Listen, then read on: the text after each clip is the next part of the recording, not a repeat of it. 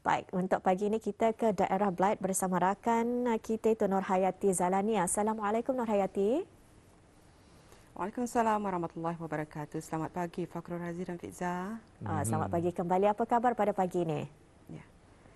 Alhamdulillah kita sihat ya pada pagi ini. Bagaimana keadaan cuaca di sana? Keadaan cuaca pada pagi ini nampaknya renyah-renyah ini. Hujan renyah-renyah ya. Namun Renyah-renyah demikian ya. kita Renyah-renyah. harapkan juga lah. Barai-barai. rabai-rabai. Bukan rabai-rabai. Itu dia.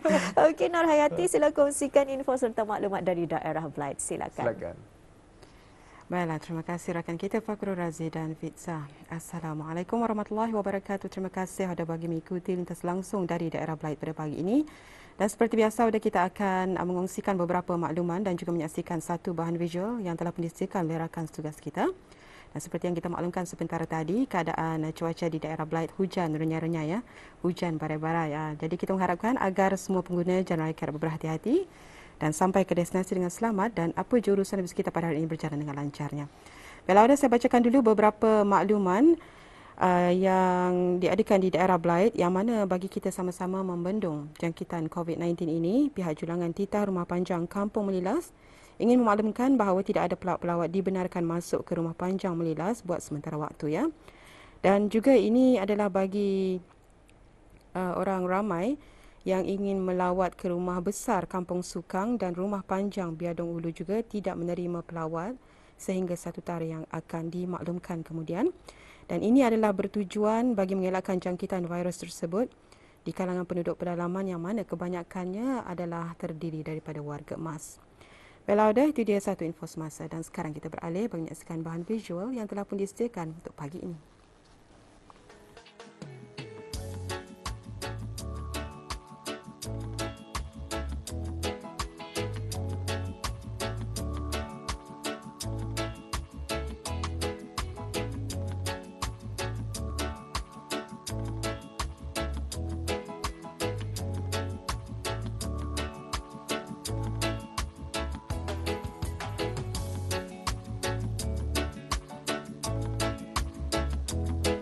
Setiap insan memiliki keistimewaan tersendiri. Begitulah kisah kali ini mengenai seorang isteri dan juga merupakan seorang ibu yang cukup berbakat dalam menghasilkan karya kreatif yang begitu menarik perhatian bagi majlis perkahwinan, acara sambutan hari jadi dan acara-acara lainnya. Bermula seawal usia 10 tahun, Nur Farhana sudah mahir melukis. Dibesarkan di dalam kelompok ahli keluarga yang sememangnya meminati seni kreatif ini, sudah tentu bak kata pepatah, takkan ke mana tumpahnya kuah kalau bukan ke nasi. Begitupun meningkatnya usia dengan keinginan mencuba sesuatu yang baru dalam seni kreatif ini hinggalah bermulanya saat pertama kali beliau mencuba dan mencipta kad jemputan perkahwinan sendiri dengan mereka bentuk mengikut cita rasa dengan bajet yang ada pada ketika itu.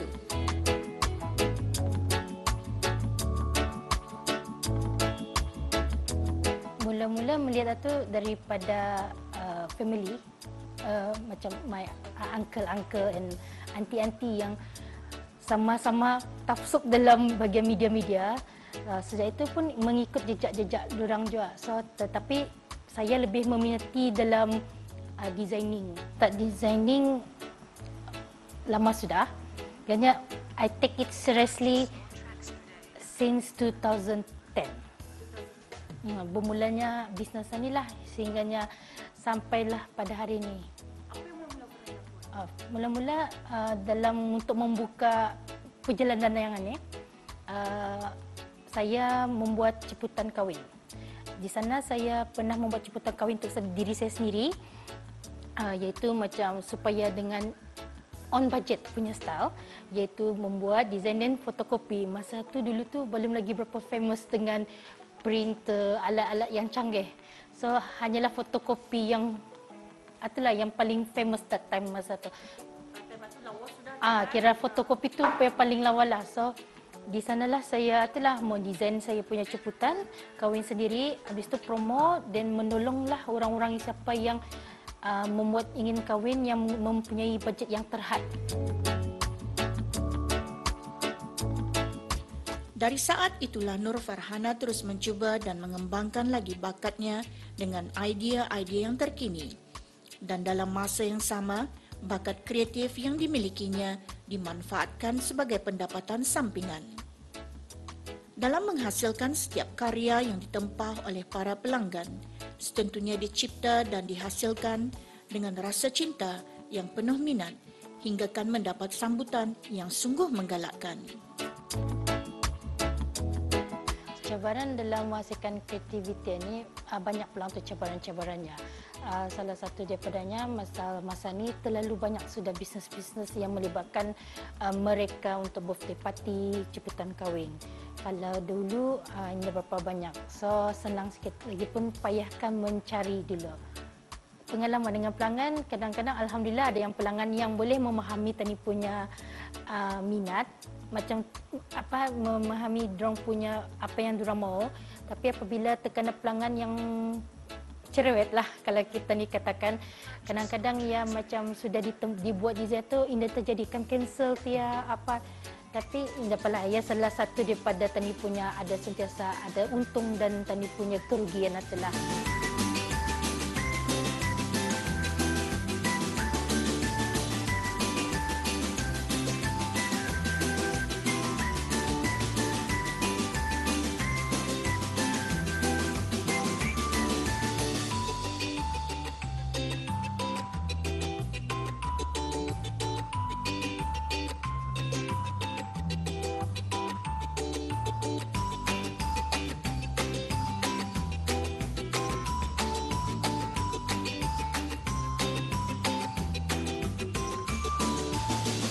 Mula-mula membuat kreativiti ini adalah sebenarnya adalah satu hobi. Sudah tu hobi itu macam hanya tersekat sana saja, Indah dapat di-share dengan orang ramai. So di suatu hari tu hati tu terbuka, macam kan share, why not cuba share through Facebook. Dulu Facebook tu famous kan. So I try to share my work artwork atau dari sana. Hinggalah ia menjadikan satu bisnes di mana orang ingin membuat jemputan kahwin.